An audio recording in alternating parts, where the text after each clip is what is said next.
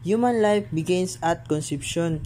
Diri na to mabal-an sa sinugdanan sa bata hantod nga mabuo ang bata. An unborn baby in the mother womb with her 8 or 28 weeks old is already a developing human being.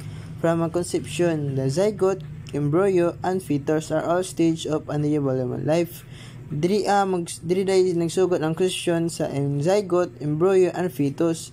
Diri day mabuo ang bata sa tiyan sa mama, 8 or 28 weeks old.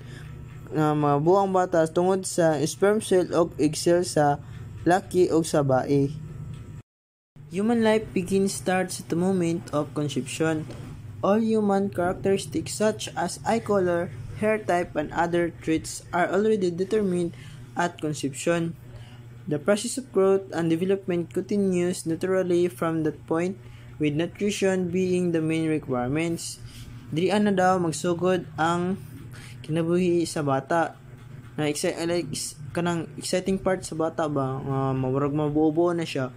All human characteristics such as eye color, black ba or blue, hair type, itom ba or kanang kulot-kulot or straight, and other traits are already determined at conception. Gisad maprocess ang growth sa dikuan sa bata, like nung gatas ang bata tungod sa pagkaon jud para modako ang bata. Example, silent scream is shown a fetus about 3 months old reacting during an abortion procedure. The fetus seemed to open his mouth and screaming. When the doctor used medical tools, the film suggests that even the mom, the developing baby, is already a human being, not just a group of cells. Kaya daw gipa-abort ang bata about 3 months old.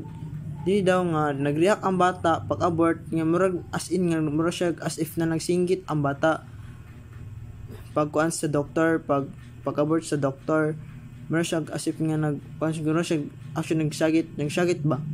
Tapos kan siya, ang baby daw kana is already a human being, nanay kinabuhi, dili siya nga group of cells nga isik-isik nga cells.